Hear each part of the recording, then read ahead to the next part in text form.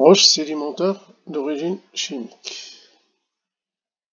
Ils se forment par précipitation des éléments dissous dans le bassin de sédimentation. Donc vous aurez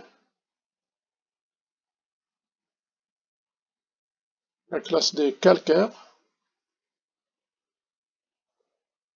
Donc pour les roches d'origine chimique, on va voir surtout les calcaires,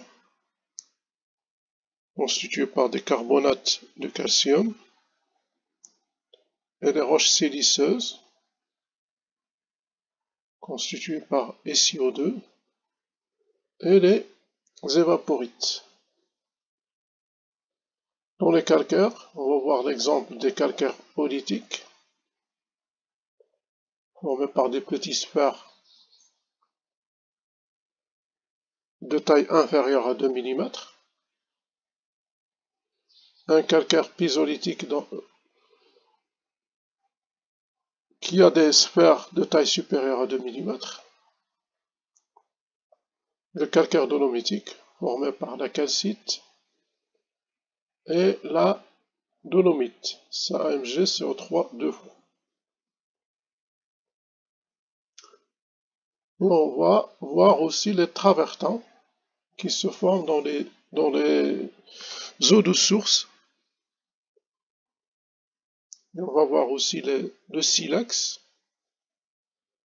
Et pour les évaporites, on va voir le sel GEM, la halite, NaCl, et le gypse, SaSO4 2H2O.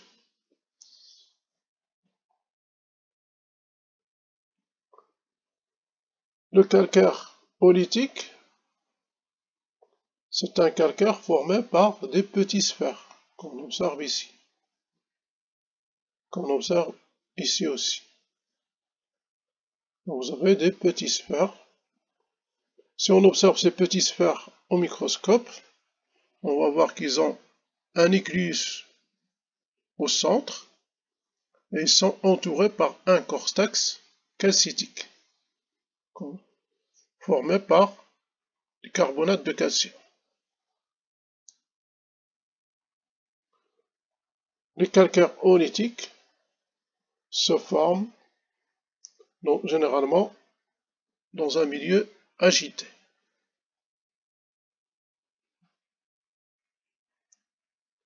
Et on aura aussi les travertins au tuf calcaire. Les travertins se forment aux émergences de sources ou bien dans des cours d'eau à petites cascades. Ces travertins, on va les trouver avec des mousses et des algues.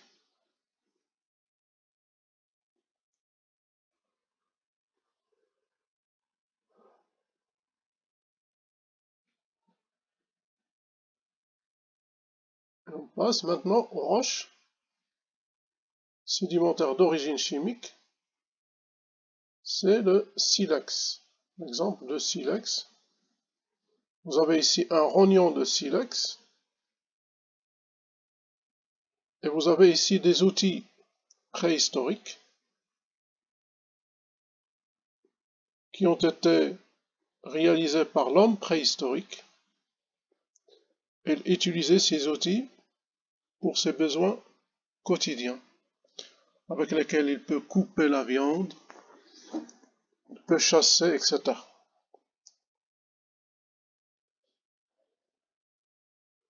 Donc on trouve ici des rognons de silex dans de la craie. Et on peut les avoir aussi dans des calcaires.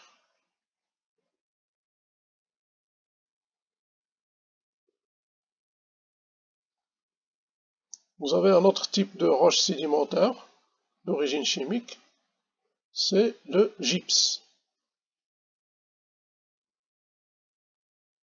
Le gypse appartient aux roches chimiques évaporitiques qui se forment par l'évaporation. Évaporation des eaux, bien sûr, des eaux salées. Donc vous aurez des gypses qui présentent un aspect fibreux et qui est mélangé avec des argiles rouges triasiques.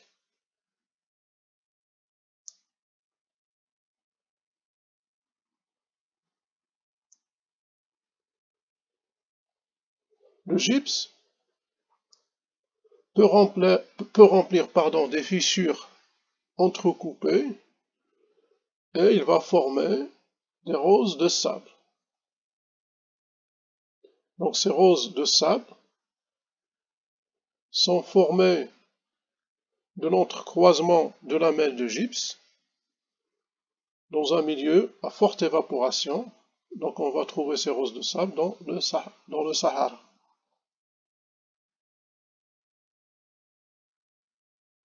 Donc ce sont des concrétions de gypse mêlées à des grains de sable.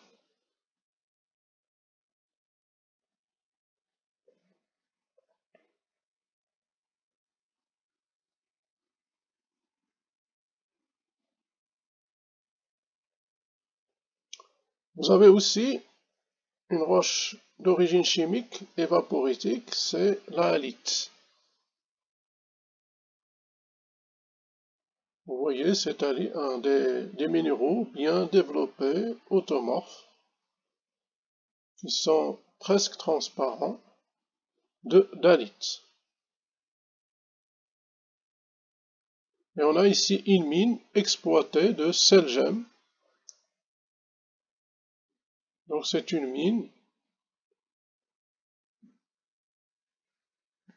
qu'on trouve dans des formations triasiques.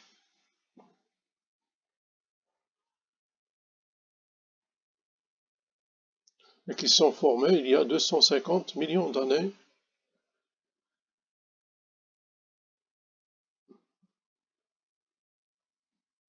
On passe maintenant aux roches sédimentaires biochimiques. Ces roches sédimentaires sont formées par l'accumulation de squelettes d'organismes.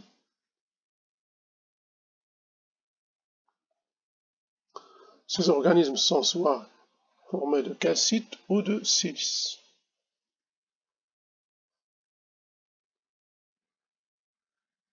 On va voir comme exemple le calcaire annumilite. Les nummulites, ce sont des tais de foraminifères. Donc les nummulites, ce sont des foraminifères. Et l'accumulation de tais de foraminifères forme le calcaire annumilite.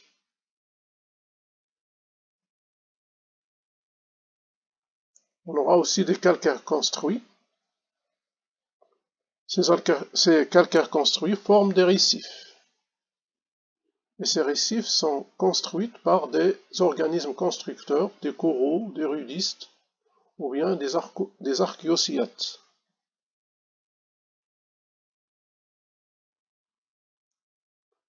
Un autre exemple de roche biochimique calcaire, c'est la craie.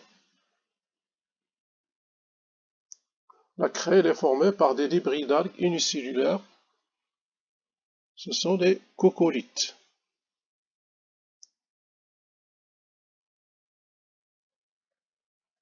Pour les roches biochimiques siliceuses, formées par des tais siliceux, on va voir l'exemple des radiolarites, qui sont formés par des squelettes siliceux de radiolaires, ou bien des diatomites formés par des squelettes siliceux de diatomées. Vous avez ici un échantillon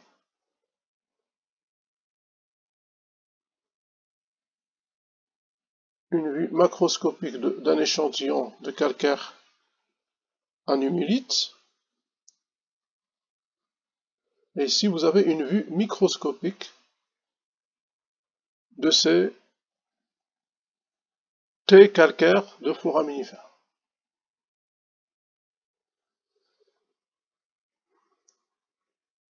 Donc vous aurez des bioclastes de nummulites. Entre ces nummulites, vous avez un ciment qui relie les T des nummulites. Donc ça c'est une vue microscopique, ça c'est une vue macroscopique. À l'œil nu, ici au microscope.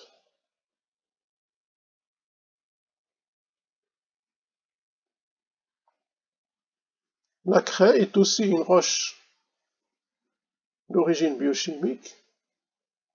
Et la craie, il forme ici une falaise au bord de la mer. Cette falaise, elle est bien connue. Et vous voyez ici des couches horizontales formées par la craie. Ici, vous avez un échantillon de la craie. Si on observe cette craie au microscope électronique à balayage, on va voir qu'il est constitué de plus de 50% de coccolithes. Donc les coccolithes, ce sont des petites plaques circulaires de calcite qui servent de protection aux algues unicellulaires marines, les coccolithophoridae. Donc les coccolithophoridae, ce sont des algues marines qui ont une coquille externe formée par des petites plaques circulaires qui sont des coccolithes.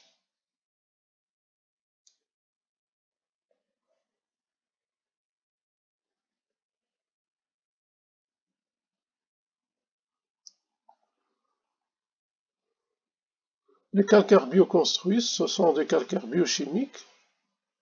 Ces calcaires bioconstruits forment des calcaires récifaux à polypiers. Donc vous avez ici des polypiers. Ces polypiers forment un calcaire construit qui va former des récifs. Et ces récifs-là, ici, il entoure un lagon. Vous voyez ici un bateau qui sort du lagon.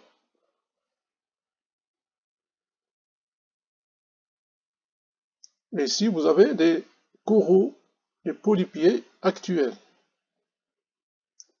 Donc les coraux et les polypiers forment des récifs et ça donne des calcaires construits.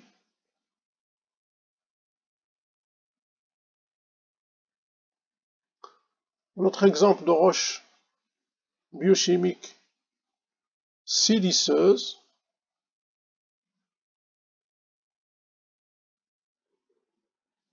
ces roches biochimiques siliceuses sont constituées par l'accumulation de squelettes siliceux. Ce squelette est formé par des micro-organismes planctoniques, les radiolaires. Donc ici, on voit des radiolaires qui ont un T siliceux. Et ici, vous avez des dépôts siliceux de radiolarite. Donc ici, vous avez la radiolarite d'Oman. Et si on observe ces radiolarites au microscope, on peut voir des T siliceux de radiolaire. Donc c'est une roche biochimique siliceuse.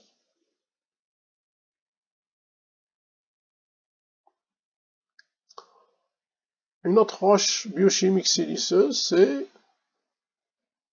la diatomite.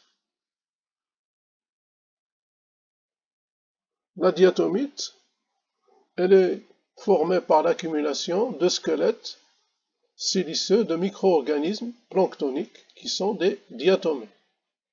Donc les diatomées, ils ont un T siliceux. Après la mort de ces diatomées, il y a accumulation de leur T et qui forme une roche que vous voyez ici, qui est une diatomite.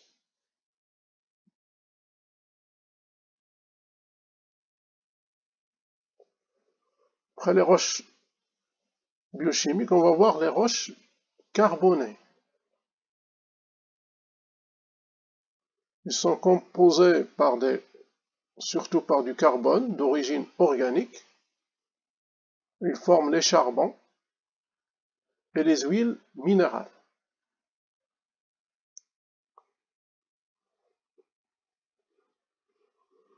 Dans les charbons, on va voir la tourbe et on va voir l'anthracite.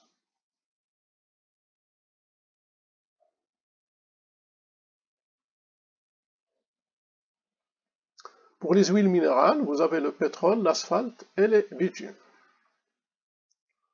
Donc pour les charbons, on a ici la tourbe. C'est une roche sédimentaire formée de débris de végétaux et la tourbe contient environ 55% de carbone. Elle est utilisée comme combustible. Ici, la carbonification, elle est moins importante. Par contre, pour l'anthracite, la carbonification est très importante. Et dans l'anthracite, on trouve 90 à 95% de carbone. L'anthracite est un bon combustible.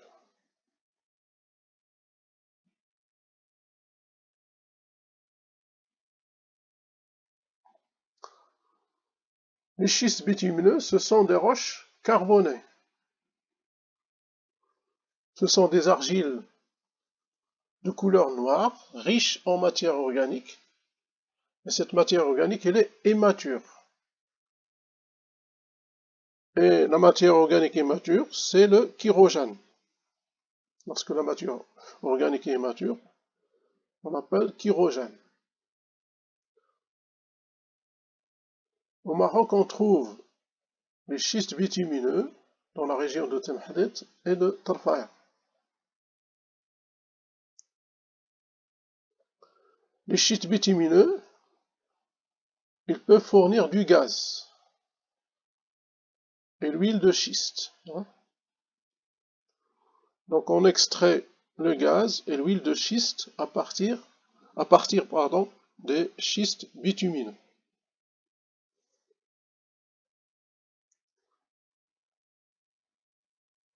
Et on va voir ici les roches résiduelles. Ils sont constitués par les résidus solides qui n'est pas soluble et qui n'est pas transporté par les agents des agents de transport et qui reste sur place.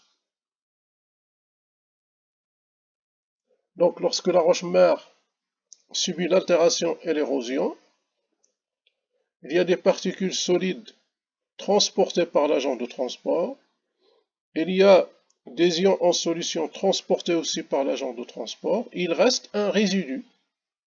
Ce résidu forme les roches résiduelles. L'exemple de roche résiduelle, c'est la bauxite. La bauxite, elle est riche en hydroxyde d'aluminium.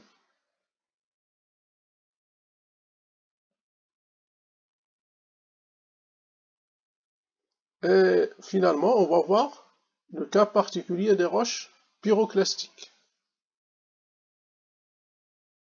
Ces roches pyroclastiques, ils peuvent appartenir aux roches magmatiques et aux roches sédimentaires. C'est un cas particulier. Donc, ce sont les roches pyroclastiques formées par les projections de volcans. Donc ici, vous avez des projections fines qui forment les cendres ou bien des projections plus grandes. Donc ces cendres volcaniques et ces projections, ils vont se déposer et former une accumulation de roches pyroclastiques, aux roches volcano-sédimentaires. Donc c'est l'accumulation de cendres et de projections volcaniques de différentes tailles. vous voyez que vous avez des dépôts qui sont rythmiques, de couleur noire, avec l'abondance de matériel pulvérisé, basalte vitreux et fragments, et avec des blocs de socle granitique, de roches granitiques, et de sable basaltique et granitique. Donc vous avez ici des dépôts de roches pyroclastiques. On parle aussi de roches volcano-sédimentaires.